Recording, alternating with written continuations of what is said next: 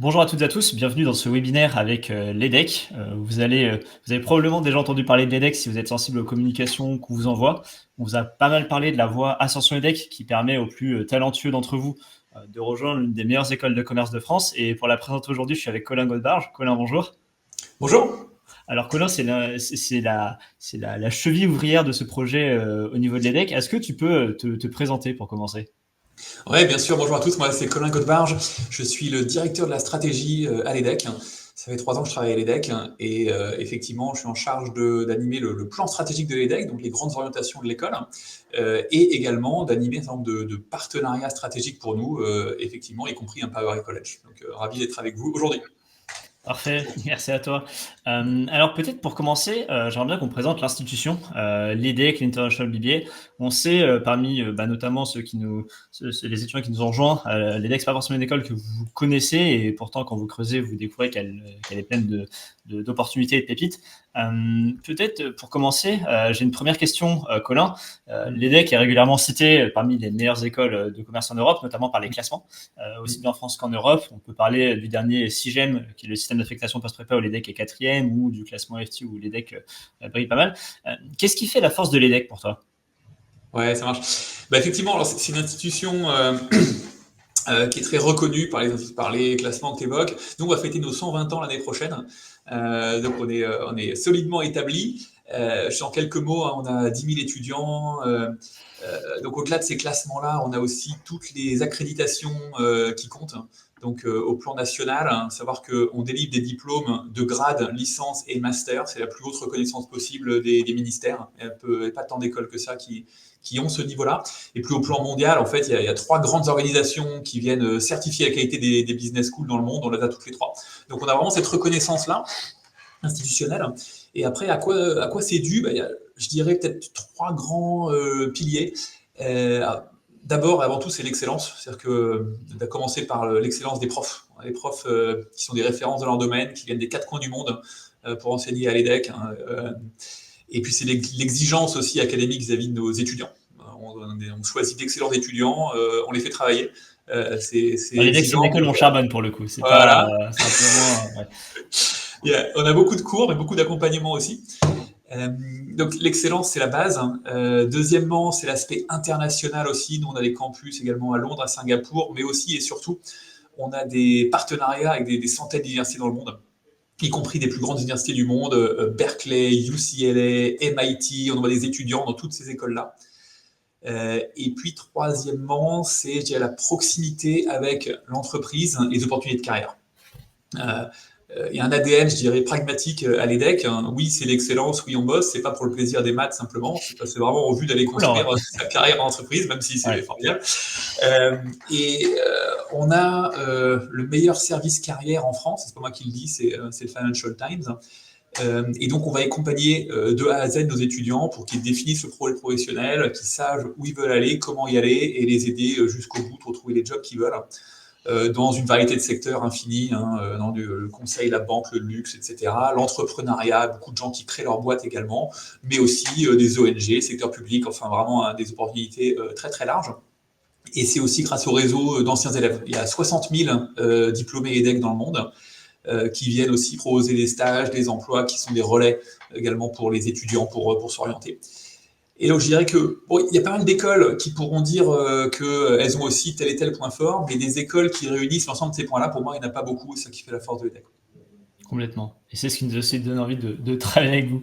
Un vrai gros sujet aussi, c'est ces programmes-là, cette école, on peut l'intégrer à travers différents programmes. On peut rentrer dans une grande école de commerce après le baccalauréat, après une prépa, ou même après avoir commencé sa carrière. Donc là, aujourd'hui, on bosse sur un programme de l'EDEC qui est l'International BBA.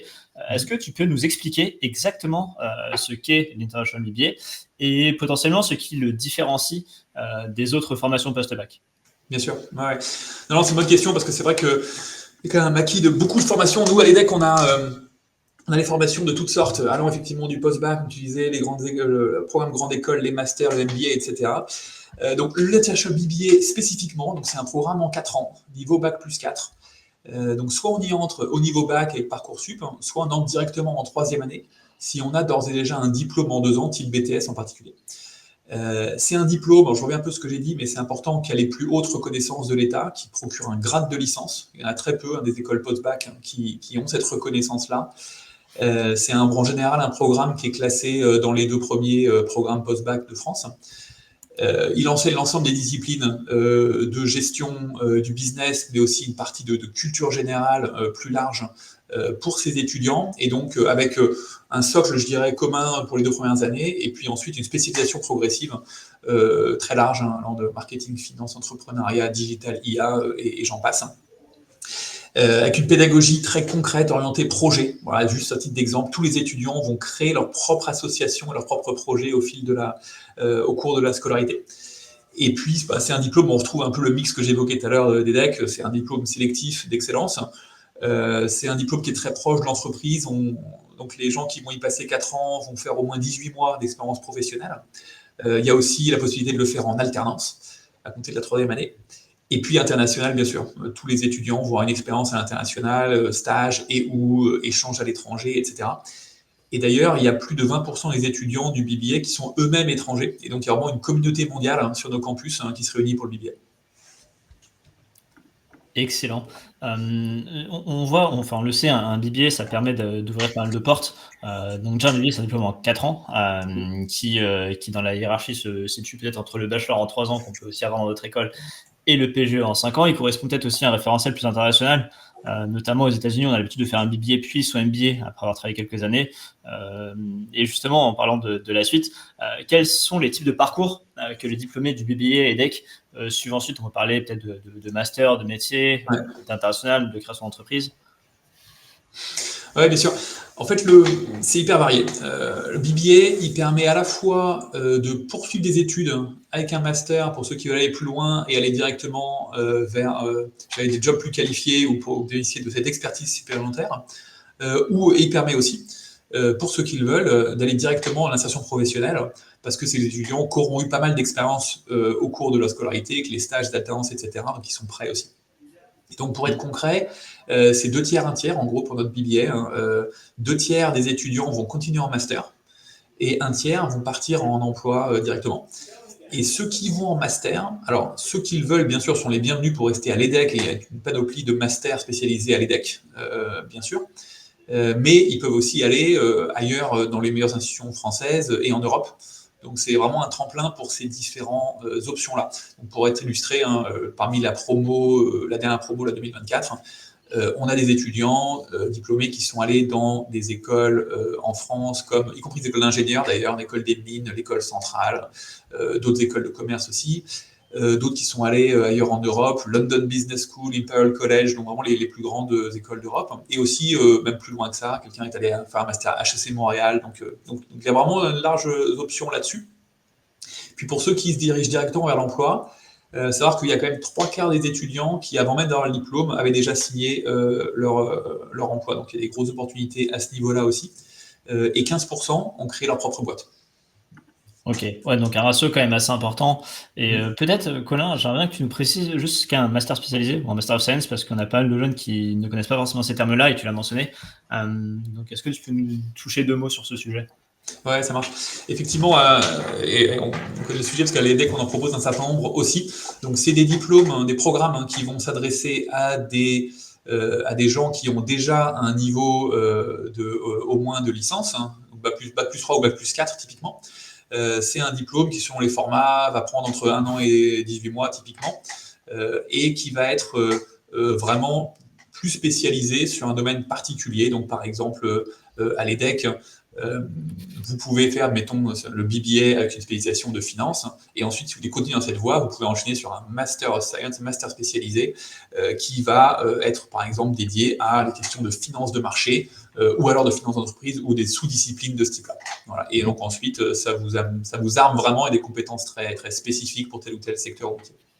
Et point hyper important, l'EDEC, c'est une des seules écoles où tous les MSc, Master of Science, ont le grade de master. Ça, c'est aussi un point, je pense, qu'il faut souligner. On l'a beaucoup souligné, nous, dans les communications auprès de vous, mais il est super important d'avoir ce grade de master. C'est-à-dire que c'est pas un petit RNCP de niveau 7 random que vous chopez et qui vaut peanuts. Non, on est vraiment sur un titre prestigieux qui mérite le fait d'étudier dans une belle école comme l'EDEC, quoi. Non, mais t'as raison de le mentionner, et là, désolé au nom du secteur de l'éducation au sens large pour la complexité de ces trucs, parce que voilà, on a l'impression que tous, mais effectivement, enfin, le grade de master, c'est hyper important. Voilà, et en France, il n'y a pas 36 institutions de type d'institutions qui vont délivrer ça. Bon, les universités, bien sûr, à la base, et puis quelques grandes écoles, effectivement, qui ont montré, ça vient sanctionner effectivement un sérieux, ça vient sanctionner le fait que une grande majorité des profs sont eux-mêmes des chercheurs reconnus dans leur domaine. Enfin voilà, c'est un niveau de qualité effectivement qui est important en tout cas, et auquel on s'est efforcé d'obtenir et de maintenir évidemment chaque année. Et peut-être pour préciser, donc on a un master grande école MASTER, on a des masters spécialisés MAST et RES spécialisés, mais attention, à côté de ça, on a les Master of Science aussi, mais les Master RE tout court et RE, ça on évite. Donc c'est là aussi où il y a toute cette difficulté, où on sait qu'on a pu passer pas mal de temps sur ce sujet à expliquer les différences entre toutes ces dénominations. Alors peut-être dans un deuxième moment, on peut parler de toi, Colin.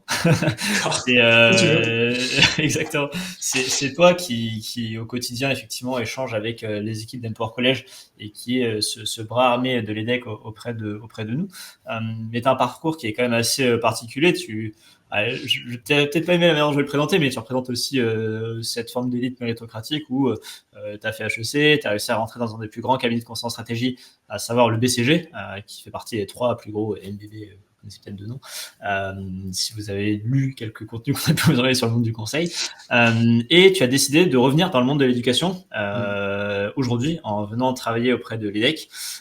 Peut-être quel a été le fil conducteur de ton parcours? Vaste question. Et c'est marrant parce que d'ailleurs on va toujours vous dire j'ai un fil conducteur, c'était hyper clair, hyper cohérent. En réalité les carrières ça se fait aussi voilà, de pas à pas, avec des opportunités, différentes idées, on avance et ça, et c'est normal. Mais avec le recul, ce que je dirais c'est que moi en fait j'ai toujours eu un pied un peu dans le monde de l'entreprise effectivement. Bon, j'ai fait une école de commerce, comme tu disais, je fais HEC, j'ai travaillé dans des grands groupes ensuite. Et puis aussi un autre pied alors dans le monde, je ne sais pas comment vous l'appelez, mais disons de l'intérêt général, c'est du secteur public et des associatifs. Moi, je travaille pour une ONG pendant longtemps à l'étranger, donc, et j'ai toujours été vraiment intéressé par cette intersection des deux. C'est en quoi est-ce qu'on peut utiliser le business, alors bien sûr pour l'activité économique proprement parler, mais au-delà de ça, pour des questions d'intérêt général. Et d'ailleurs, quand j'étais au BCG, j'ai travaillé pas mal donc, comme consultant en stratégie. Pour des clients qui étaient tantôt des business, je dirais, traditionnels, les grands groupes notamment, et tantôt aussi pour des institutions internationales, les ONG, et essayer de créer des ponts entre ces mondes-là. Voilà, par ailleurs, j'ai sur cette passion de l'éducation, effectivement, alors en tant qu'étudiant, c'est une chose, mais aussi j'ai amené à donner des cours voilà, dans différentes écoles pendant ma carrière aussi, et c'est un truc que j'ai toujours aimé. Et c'est vrai que avec cette réflexion du rôle du business pour la société et comment est-ce qu'on mobilise au mieux ces entreprises-là, ou de mieux que dans une business school, hein, justement, d'essayer de pousser ces dynamiques et de se dire voilà, comment est-ce qu'on peut faire évoluer les enseignements qu'on propose aux étudiants pour que, évidemment, ça leur permette de développer leur carrière, leur projet propre, hein, et d'aller le plus loin où ils souhaitent, hein, mais en même temps de réfléchir à l'impact qu'eux, ils auront, hein, sur les entreprises, sur le monde dans lequel ils vont évoluer. Et voilà. Et aujourd'hui, sans faire toute une digression là-dessus, mais quand on voit les enjeux auxquels le monde économique est confronté, que ce soit face aux enjeux environnementaux et des défis sociétaux également, toutes les boîtes se posent ces questions, mais c'est quoi notre rôle vis-à-vis de tout ça, et se tournent vers les business schools, hein, pour réfléchir aux meilleures approches et s'assurer que les étudiants soient formés, éveillés et les aident à se transformer, quoi. Et c'est ces sujets-là qu'on essaie aussi de beaucoup développer à l'EDEC, hein, justement dans le cadre de notre nouvelle stratégie que j'ai pilotée. Complètement. Alors, un peu répondu sur qu'est-ce qui a fait quitter le monde du conseil en strat pour rejoindre l'EDEC. Sachant qu'il y a aussi cet intermède professionnel entre les deux où tu as découvert un peu le monde du conseil à impact. Mais je ne sais pas si tu veux revenir dessus en particulier. Ça peut aussi être intéressant d'avoir cette vue pour des étudiants qui en général ne connaissent pas forcément le monde du conseil aussi. Ouais. Effectivement, moi, je travaillais dans deux cabinets différents comme consultant. Donc BCG, c'est un cabinet qui est généraliste, hein, alors qui travaille sur toutes sortes de secteurs. Donc j'en ai touché un mot. Et après ça, moi, j'ai travaillé pour une petite structure qui s'appelle Cois, où là, c'était spécifiquement dédié à monter des projets, notamment des projets dans le développement international ou des projets d'action sociale, en lien avec à la fois des entreprises, des banques et aussi des gouvernements et des ONG. Et donc, comment est-ce que ces différents acteurs peuvent travailler ensemble, notamment dans le domaine de l'insertion professionnelle, dans le domaine de l'accès aux soins, etc. Donc, c'était sur ces sujets-là que je bossais. Et donc, effectivement, ça fait partie des choses que moi-même, en fait, avant de rentrer vraiment proche de ces sujets-là, j'avais aucune idée que ça pouvait exister. Et c'est marrant de voir que, à la fois, enfin, c'est vrai qu'aujourd'hui, on parle beaucoup que l'insertion professionnelle, c'est hyper dur, c'est très compétitif, Parcoursup, c'est dur, etc. Tout ça, c'est vrai. Mais en même temps, il y a aussi une variété d'opportunités et une largeur de possibilités, voilà, que quand on se met à creuser, on s'aperçoit qu'ils sont là, quoi. Ok, du coup, j'anticipe peut-être un peu sur les discussions sur l'éducation, mais voilà, plus on a je dirais une formation adaptée, reconnue et qui ouvre des portes, évidemment, plus on peut en bénéficier. Et bon, question suivante, évidemment, avec ton Ouais. background qui est relativement élitiste, je ne sais pas si tu apprécies le mot ou pas, mais je me permets de le dire. Qu'est-ce qui te parle aujourd'hui dans la mission d'Empower College? Ouais. Moi, ce que je trouve vraiment enthousiasmant en fait, dans Empower College, c'est la démarche de volonté.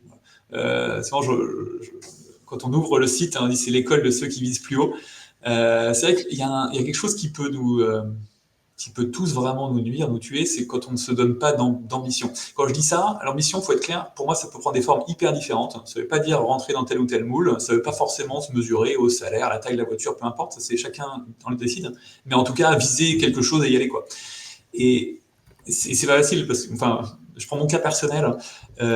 Moi, clairement, quand j'étais au lycée, alors, je m'en sortais bien à l'école, ça allait, mais clairement, j'avais pas ça. Moi, honnêtement, ce que je voulais faire quand j'avais 17 ans, c'était jouer aux jeux vidéo. Tu veux à quoi? C'était la grande époque du PC, c'est la fin des années 90, mais vous-même, vous l'avez Ouais. peut-être pas trop connu, mais C'est Half-Life, quoi ici? Fallout, tout ça, on pourrait y revenir. Ok. Fallout 1, c'est vrai. Ouais, il y en a Euh, une heure depuis, ouais. voilà. Mais bon, on m'a poussé, on m'a aiguillé, ma famille, mes profs, mes deux frères et sœurs ont fait des business schools, et tu vois, c'est intéressant, etc. Et voilà, et donc j'ai suivi, c'est bien passé, mais si personne ne m'avait poussé, en fait, voilà, j'aurais fait un truc, je sais rien, quoi. Et alors que voilà, j'avais par ailleurs plein de ressources, je connaissais des gens autour de moi qui connaissaient les sujets, etc., quoi. Donc cette mission-là, elle est hyper importante. Et voilà, alors il y a des gens qui ont ça d'emblée, voilà, qui disent à 16 ans, ils ont déjà cette flamme, tant mieux pour eux. Mais pour le commun des mortels comme nous autres, on a besoin de cet accompagnement, d'être poussé, d'être accompagné. Et pour moi, c'est ça.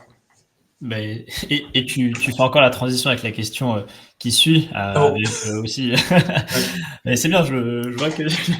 Mais qu'est-ce qui donne envie aujourd'hui d'utiliser ton parcours d'excellence pour faire monter d'autres jeunes, alors que finalement, tu aurais pu rester dans une voie classique à dire bon, bah c'est bon, moi, je m'en suis sorti. J'aurais pu effectivement finir comme un gros geekos qui joue au jeu toute la journée, et voilà, mais en fait, non. Mm. Tu t'en es sorti, tu as une carrière très très très réussie. Bah, qu'est-ce qui te donne envie aujourd'hui dans le cas de tes fonctions de directeur de la stratégie, d'aller aussi Ouais. chercher ce type de choses-là qui n'est pas courant en fait pour une grande école de commerce? Ouais.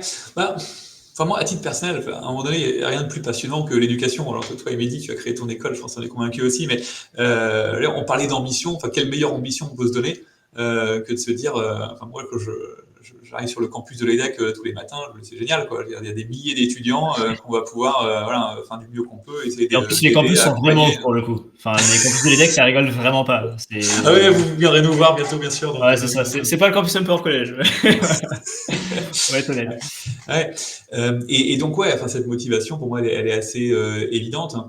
Et puis alors ça, c'est un peu une tarte à la crème maintenant, mais je pense que on cherche tous aussi à se dire ben à quoi servent nos jobs, quoi. Bien sûr à payer les factures, etc. Mais à un moment donné, c'est aussi quel impact ça a, et voilà, on peut regarder. Et quand on voit évidemment les étudiants qui ont leur diplôme, qui avancent et qui réalisent les outils qui se sont fixés, c'est génial. Complètement, ouais. Et donc, effectivement, ça appelle à cette troisième partie sur quelle est la raison pour laquelle, toi, dans tes fonctions de directeur de la stratégie, tu t'es dit que l'EDEC pouvait adresser ce sujet de l'ouverture de l'excellence en ouvrant éventuellement un partenariat avec une école tierce. Ouais. Il y a un peu deux sujets à ça, en fait, deux réponses. Enfin, il y a un premier sujet qui est peut-être un sujet bêtement de justice. Enfin, quand on se dit il faut évidemment qu'on ouvre les portes à tous ceux qui ont le talent et l'envie. Et quand c'est pas le cas, c'est insupportable. Je pense que ça l'est pour beaucoup d'entre nous et c'est bien normal. Donc ça c'est évidemment le socle de la démarche. Mais au-delà de ça, il y a quand même un autre sujet, évidemment, qui est nous à l'EDEC, on est engagé dans une guerre pour les talents. On veut les meilleurs étudiants et on veut aussi une diversité de talents. Et quand je dis ça, alors c'est pas juste parce que c'est la mode et que c'est sympa, c'est que c'est vraiment aussi ce que les employeurs nous demandent et c'est ce qui va assurer la richesse de l'apprentissage sur les campus. Si on arrive sur les campus, on dit c'est génial, on est 10 000, mais que c'est tous des clones, on va pas apprendre grand-chose. Et traditionnellement, on est très bon pour aller chercher les meilleurs talents dans certaines sources. Voilà, typiquement, je sais pas moi, si je dis à Versailles, il y a un certain nombre de grandes prépas, ces gens-là nous connaissent bien, nous on les connaît bien, ils préparent nos concours, ils viennent nous voir, et c'est super, il y a des vrais talents là-bas, c'est très bien, on est très content qu'ils viennent chez nous. Ça, c'est un profil, c'est une source. Mais évidemment, il n'y a pas que ça. Et entre nous, je pense que historiquement, là où on a été moins bon par le passé, c'est d'aller chercher les meilleurs talents aussi dans d'autres sources. Voilà. Et donc, évidemment, à quelques kilomètres de Versailles, à Saint-Quentin-en-Yvelines et ailleurs, il y a évidemment des talents exceptionnels et qui, bien souvent, soit nous connaissaient pas, ou nous, on ne connaissait pas, et on n'avait pas construit ces ponts-là. Donc, quand tu me parles, Mehdi, des étudiants qui postulent même pas au collège, on le voit bien, que ces talents sont là. Voilà, mais ils ont été moins présents sur nos campus. Alors, on va pas caricaturer non plus, on part pas du tout zéro. Moi, je sais, à l'heure actuelle, là, il y a 1000 boursiers sur le campus, il y en a 500 dans le BBA, donc évidemment, il y a déjà, cette diversité sociale existe déjà. Il y a une diversité internationale également, je l'ai évoqué, des gens qui viennent partout dans le monde. Il y a déjà chaque année des dizaines d'étudiants qui viennent issus de BTS et non pas seulement de prépa, etc. Donc tout ça, ça existe. On a des bourses qui peuvent couvrir jusqu'à 100% des frais de scolarité. Donc voilà, donc on ne part pas évidemment de zéro tout ça, mais on va aller beaucoup plus loin. Et donc effectivement, ce partenariat avec Empower College, c'est pour nous l'opportunité de créer ces ponts et d'être en contact avec une école qui est sur le territoire, qui sait identifier ces talents-là et les former. Voilà. Et pour finir, je dirais que c'est évidemment c'est la condition requise, mais ce n'est pas suffisant. C'était aussi le reflet de la qualité du projet d'Empower College, parce qu'en regardant de près, on a bien vu la qualité du programme, de l'accompagnement, des intervenants. C'est un parcours hyper prometteur, voilà, et qui est un parcours d'excellence comme le nôtre, et donc on est ravis de s'y associer. Super, merci Colin. J'ai aussi une question suivante mais justement tu parlais du modèle, etc. Nous, on a décidé de faire un modèle qui se basait sur une forme d'optimisation de 4 paramètres. Premièrement, le BTS, qui doit être un diplôme d'État qui permet d'aller plus loin. Deuxièmement, l'alternance qui permet d'étudier, d'être en formation tout en étant rémunéré. L'aspect mentorat et adossement avec une grande école comme EDEC, où on permet à des jeunes qui n'ont pas forcément le réseau nécessaire de s'ouvrir à d'autres profils et d'avoir accès à un réseau que leur famille, que leur entourage, que leur professeur ne peut pas forcément leur fournir, mais aussi la préparation à l'entrée en grande école, que ce soit par le fait de se projeter à l'EDEC pour les étudiants qui sont dans la voie EDEC ou de préparer les concours d'entrée AST des autres écoles. Qu'est-ce qui t'a convaincu dans ce modèle à 4 approches? Ouais. Je dirais, ce modèle, pour moi, c'est un peu le chaînon manquant par rapport à d'autres voies d'accès qu'il y a pour une école comme l'EDEC. C'est hyper complémentaire pour moi par rapport à d'autres modèles. Alors pour rappel, nous, donc, on recrute aussi des gens via prépa, par l'admission post-bac, par les admissions niveau master. C'est les étudiants qui vont venir du niveau, qui vont venir du BTS en alternance. On le voit, c'est des profils qui ont d'emblée une vraie connaissance du monde de l'entreprise, évidemment, vu de l'intérieur depuis un moment, qui vont souvent vite pour mûrir un projet professionnel, parce qu'ils savent de quoi ils parlent là-dessus. Et c'est vrai que ça fait des interactions aussi très riches par rapport à des étudiants qui vont venir d'autres profils, par exemple, qui vont commencer le BBA dès la première année, qui ont vécu d'autres choses, eux, une expérience plus académique. Et dans les salles de classe, ça fait une chouette dynamique, quoi. Il y a vraiment un attrait pour ça, hein, pour la dynamique du campus. Et puis ensuite, pour les étudiants d'Empower à proprement parler, moi ce que j'ai trouvé vraiment intéressant, c'est que donc le BTS, comme tu le disais, c'est le socle, mais ça suffit pas. Et l'accompagnement que propose Empower, moi ça me semble vraiment important pour arriver, je dirais, à la bonne vitesse pour entrer dans des écoles comme l'EDEC. Et en particulier l'aspect très personnalisé, quoi. Je pense que le fait que l'accompagnement que vous proposez à chacun de ces étudiants, quel que soit leur projet, comme tu le disais, hein, qui viennent à l'EDEC, ils sont bien sûr les bienvenus, mais ils peuvent aussi trouver d'autres projets, eh bien, c'est quelque chose dont on ne voit pas tellement l'équivalent à ce niveau-là, en tout cas de façon aussi précise et personnalisée. Et pour moi, c'est clairement une force. Hein, je pense que les étudiants ont beaucoup bénéficié de cet aspect-là. Oui, et puis surtout, on voit auprès d'eux qu'il y a un vrai sujet sur le fait de s'ouvrir à ce qui se produit, dans la mesure où, alors c'est peut-être quelque chose qui augmente avec le temps, mais des formes de bulles algorithmiques font que on a peut-être moins tendance à avoir des contenus tiers, à s'intéresser ou à pouvoir découvrir d'autres filières, d'autres voies qu'on n'imagine pas. Et en ce sens, effectivement, et là on peut aborder les apports concrets du partenariat pour les étudiants Empower, mais ça, c'est que de pouvoir visiter un campus, de pouvoir se projeter, ça change tout. On peut peut-être aussi passer à la question que j'ai, c'est dans le concret, que pourront faire et en quoi, couvre l'EDEC aux étudiants d'Empower College. Ouais. La promesse de l'EDEC là-dessus, c'est de proposer et de s'assurer que ces étudiants-là auront la meilleure préparation possible pour ceux qui les souhaitent pour rentrer dans le BBA de l'EDEC en troisième année. Et donc ça veut dire plusieurs choses. Que nous, on travaille évidemment avec toi et puis les équipes d'Empower College pour s'assurer que le programme, le suivi de mentorat, etc. sont bien calibrés et adaptés à ce besoin-là, vous mettre dans les meilleures conditions pour vous préparer à ça. Ça veut dire aussi bien sûr qu'il y aura des interventions directes d'équipes de l'EDEC, que ce soit de la direction de l'EDEC, de profs de l'EDEC, pour des masterclass, des interventions, des choses d'apporter directement une aide à cette préparation-là. Il y aura bien sûr des mentors diplômés de l'EDEC qui vont vous accompagner. On va organiser des événements, tu l'évoquais, visites de campus, des activités d'apprentissage spécifiques. Donc là, rendez-vous après la rentrée pour s'en dire plus. Et on a prévu quelques idées sympas à ce niveau-là. Et puis, important aussi de noter que si vous êtes admis donc à l'issue de la deuxième année, donc à l'issue de votre BTS, vous rentrez en troisième année à l'EDEC, alors vous pourrez continuer en apprentissage à l'EDEC si vous le souhaitez, pas d'obligation. Auquel cas, évidemment, il n'y a pas de frais de scolarité à l'EDEC. Et c'est aussi un sujet majeur. On leur dit souvent aussi que c'est chouette de faire de l'apprentissage et de pouvoir faire les 4 ans. Mais si vous voulez aussi financer votre année de scolarité à l'EDEC, l'EDEC a des partenaires bancaires. Et donc, ça peut aussi avoir un emprunt peut-être sur 1 an pour aussi découvrir une voie en initiale. Et l'EDEC a plein de conventions avec des banques à des taux relativement réduits. Et ça peut aussi vous permettre, et c'est ce qu'on vous a souvent dit, d'avoir une forme d'année de propédeutique pour aussi vous dire, voilà, je peux sortir un peu sur rythme de travail pendant peut-être 1 an à financer mon année. Dans tous les cas, c'est un choix qui sera tout à fait rentable et qu'il ne faudra pas forcément hésiter à faire, notamment si vous voulez peut-être partir à Nice, parce qu'on ne l'a peut-être pas précisé, mais la mécanique, c'est que l'apprentissage au sein de l'International de l'EDEC se fait depuis le campus de Lille et non pas celui de Nice, alors qu'en Nice, on est en formation initiale.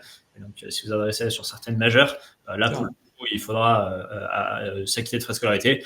Et dans tous les cas, c'est un investissement qui est très gagnant. On ne dit jamais assez, le meilleur investissement, c'est en vous-même. C'est très cliché, c'est très pensif, mais c'est très vrai. Et donc, il ne faut absolument pas hésiter à se dire que voilà, si vous êtes intéressé par les majeurs du BBA qui se font à Nice, allez à Nice, faites un prêt, ce sera forcément rentabilisé. Et peut-être ça vous donne un peu plus de nec pour vraiment le rentabiliser, ce super cursus. Et pour préciser aussi sur les aspects de financement, donc il y a une chose, effectivement, c'est ce que tu évoques, les financements bancaires, ça existe bien sûr. Et par ailleurs, il y a aussi la question des frais de scolarité qui sont donc fortement dégressifs en fonction des profils boursiers. Donc si vous êtes boursier au titre du Crous, vous avez une réduction de frais de scolarité qui peut aller d'ailleurs jusqu'à 100%. Si vous êtes l'échelon 7, c'est gratuit. Et sinon, vous trouverez les critères sur notre site en ligne pour voir la correspondance. Donc, il y a une réduction importante de frais de scolarité. Hyper important. Bon, alors, on a parlé de la voie EDEC, mais c'est une voie qui n'est pas non plus ouverte à tous. Alors, Colin, quels sont les critères pour intégrer la voie EDEC et comment sont choisis les candidats, sachant qu'on le rappelle, l'EDEC, on est dans une dynamique d'excellence. On l'ouvre, certes, mais on n'en demeure pas moins dans l'excellence. Ouais, tout à fait.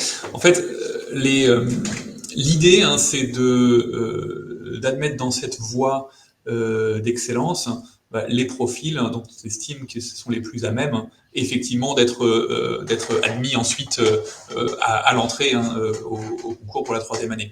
Donc ça, bien sûr, ça veut dire le niveau, le dossier, le niveau académique, et qui sera notamment estimé sur la base des examens du BTS lors de votre scolarité. Et on aura aussi, pour l'admission à cette voie, un entretien avec l'équipe EDEC aussi pour apporter un deuxième regard et jauger cette préparation-là. Voilà. Donc, alors bien sûr, l'entrée à l'EDEC, elle est jamais automatique. C'est une entrée, c'est un concours. Mais l'idée, c'est de mettre donc ceux qui ont les meilleurs profils dans les meilleures conditions pour se préparer à ça et nous rejoindre peut-être tous, ou en tout cas maximum d'entre eux. C'est la voie ASD3 qu'on vous avait présentée forcément à un moment ou à un autre quand on a échangé et qui vous permet d'entrer à l'EDEC et d'ailleurs être dans la voie EDEC une fois que vous êtes à Empower College, une fois que vous êtes chez nous, pardon, une fois que vous êtes chez Empower College et que vous souhaitez participer aux visites de campus, aux ateliers, etc., ne conditionne pas forcément le fait d'y arriver. Voilà, on vous prévient en amont. Si vous faites partie de ces profils qu'on a présélectionnés pour avoir un mentor EDEC, pour aller faire ces visites de campus, etc., ça ne veut pas pour autant dire que vous pouvez ne plus rien faire et dans 2 ans, c'est bon, je suis à l'EDEC. Non, ça ne marche pas comme ça. Et on compte sur vous pour que si vous êtes sur cette voie-là, c'est que vous avez le potentiel de réussir. Mais un potentiel, c'est un potentiel. Tant qu'on ne réalise pas, ça ne vaut rien. Donc, je compte sur vous pour ceux qui sont intéressés d'intégrer l'EDEC, de continuer parce que l'EDEC n'ouvre pas sa porte à ceux qui auraient lâché le tout pendant les 2 années. Et donc, il faut absolument charbonner. Dernière thématique de ce live, de ce webinaire, c'est parier sur soi quand on part de loin. C'est un sujet qui est hyper important. C'est-à-dire que alors certains d'entre vous ont eu de l'ambition dès le début et nous mentionner le fait de viser très haut, comme on l'a mis sur notre site, de viser plus haut. D'autres, on a vu que cette ambition était parfois un peu dur à travailler, on voit vos notes, on voit vos bulletins, on se dit que si vous aviez peut-être un autre milieu, on vous aurait déjà poussé vers ces grandes écoles et finalement non. Et on sent qu'il y a un vrai effet de censure, de plafond de verre à dépasser. Et justement, on a beaucoup de jeunes, même certains d'entre vous qu'on a pu avoir en coaching, qui disent qu'ils ne sont pas faits pour ce type d'école. Qu'est-ce que tu as envie de leur dire et potentiellement en quoi un parcours BTS chez Empower College plus EDEC peut être une excellente rampe de lancement, même face à des élèves venant d'autres cursus. Non, merci de la question. Honnêtement, ce que j'ai envie de répondre immédiatement, c'est je pense que si vous dites ça, vous vous rendez pas compte à quel point les écoles comme nous souhaitent effectivement aller chercher des talents de différents profils. J'en ai parlé un peu tout à l'heure. Et c'est important. Alors peut-être qu'on le fait toujours pas encore assez bien, assez fort, etc. Et on y travaille, c'est sûr, mais c'est réel. Et je pense vraiment que donc cette ouverture, elle existe, et qu'en passant par des écoles comme Empower, cette opportunité, elle existe vraiment, quoi. Et on crée les passerelles, les ponts pour que ça arrive. Encore une fois, on part pas de zéro. Je vous disais tout à l'heure, si on parle vraiment de profil boursier, il y en a déjà des centaines à l'EDEC et il y en aura encore plus à l'avenir et c'est tant mieux. Mais voilà, c'est quelque chose qui est quand même déjà établi. Ce que je dirais aussi, c'est que des étudiants, j'en ai dit un mot déjà, mais qui viennent de BTS, qui ont fait cette alternance, ils apportent autre chose aussi sur nos campus. Cette connaissance du monde du travail vue de près, une maturité différente aussi.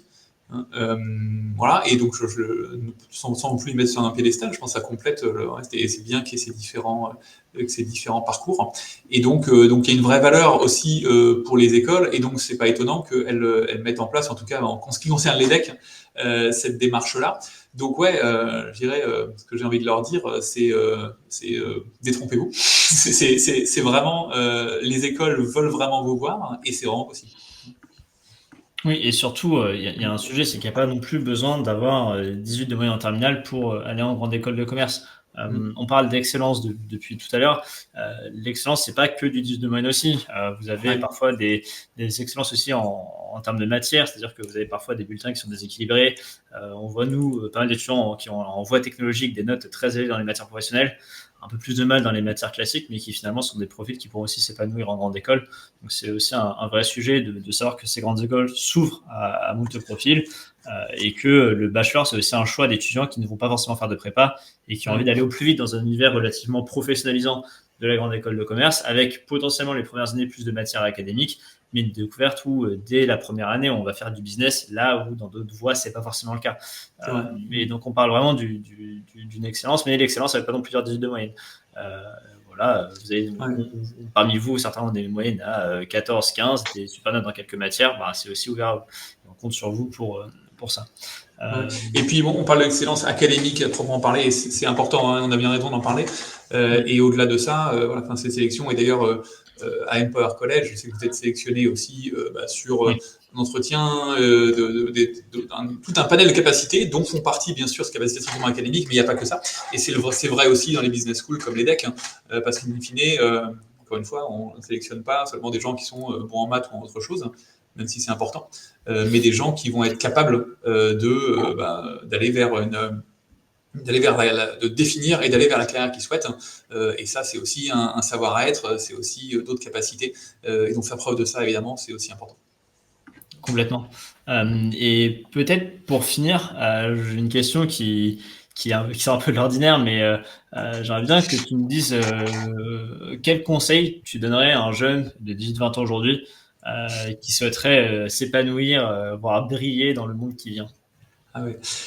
Elle n'est pas facile parce que on pose souvent sur des questions. Alors d'abord, je ne vais pas prétendre que je sais forcément de quoi le monde qui vient sera fait. Moi, c'est marrant, il y a quelques années, certains disaient ah mais maintenant, si vous avez 18 ans, il faut tous apprendre à coder parce que les jobs, ils sont là, si on n'apprend pas à coder, c'est le chômage assuré, etc. Après, maintenant, on dit ah mais non, c'est pas grave, c'est l'IA qui va coder pour vous, etc. Donc, il faut se méfier, je pense, de ce genre de certitude. Alors, je pensais plutôt, moi, quand j'avais 20 ans, à un prof qui m'avait dit tu feras bien ce que tu voudras, mais le cerveau est un muscle qui s'use que si on ne s'en sert pas. Alors, passons de côté le problème anatomique, mais sur le fond, on voit bien ce que ça veut dire. Et c'est vrai que, in fine, voilà, on ne sait pas ce qui sera forcément utile, quelle discipline, quel type de job seront porteurs, etc. Honnêtement, bien malin qui. Mais c'est vrai que continuer à apprendre à réfléchir, voilà, à Empower, à EDEC ou ailleurs où vous voudrez, mais en tout cas, voilà, s'il y a un socle, c'est probablement ça qui est indiscutable et certainement vraiment important, et voilà, faire l'effort de ça, quoi. Voilà, ou sinon j'allais dire viser plus haut, mais on l'a déjà dit. Donc, ça reste important. Ouais, ce sera un peu répétitif, je crois, de répéter la même chose. Bien sûr. En tout cas, un grand merci à toi, Colin, d'avoir pris le temps de répondre aux questions qu'on a pu te poser aujourd'hui. Et puis, effectivement, pour tous ceux qui sont intéressés par cette voie-là, il faut surtout pas hésiter à nous envoyer vos questions. On sait que, voilà, alors, Colin a pu répondre à pas mal de questions que vous avez pu nous poser aussi au cours du bootcamp, au cours des ateliers individuels qu'on peut faire avec vous. Mais dans tous les cas, il faut vraiment pas hésiter à nous faire part des questions. Et si nous, on n'a pas la réponse, on peut aller demander côté EDEC, même si en théorie, on est quand même plutôt bien briefé. Voilà. Bien sûr, en tout cas, merci à tous et on se dit à très vite pour un prochain webinaire. Merci beaucoup, à bientôt.